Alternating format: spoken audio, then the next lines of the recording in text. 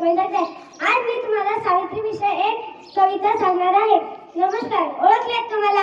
होय, मी सावित्री ज्योतिबा फुले बोलते. एरवी बोललेही नसते, पण तुम्ही माझ्या विचाराचे गोष्टी फोटो लिहिलेले. तुम्ही काय शंका मला गोंडी फोटोकडे फ्रेम केले?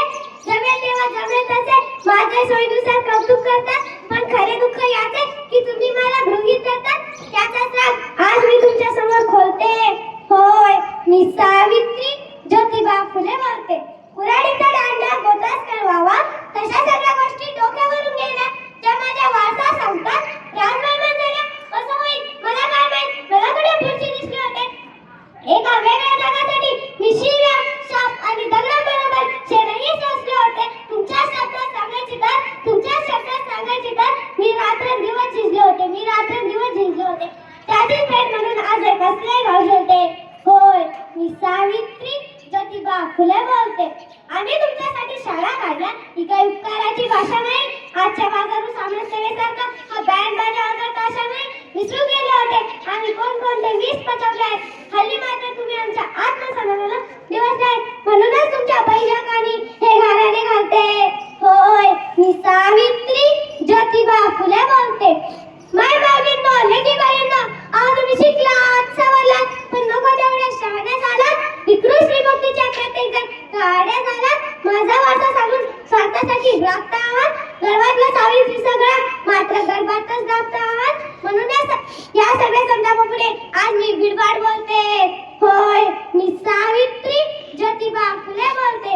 बायपणाचे दुःख काय असते हे मी तुमच्यापेक्षा जास्त ओळखते. आशात बघून सांगा, मी सावित्रीच्या शब्दावर जागली आहे. टाकल्यातून आणि भंपक श्रीमुक्तीची नशा याच तुम्हाला चढली. कपडे बदलले की पुरोगामी होता येतं, ही फॅशन तुम्हाला पडली आहे. शिकलेली सवरलेली माझी लेक संस्कृतीच्या नावाखाली नाकाली कांदे सोडते.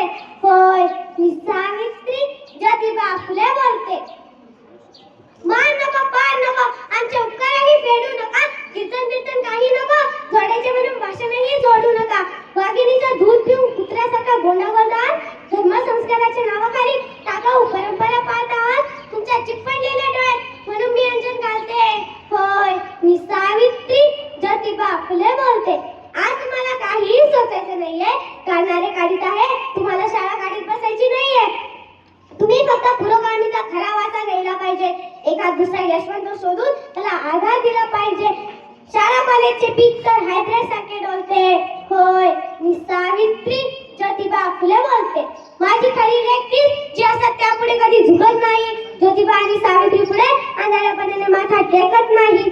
आमच्याच मातीत आमच्याच लेकरांकडून तुझा भाव बघावा लागला. माझा फोटो लावण्यासाठी सरकारी जी आर लिहावा लागला.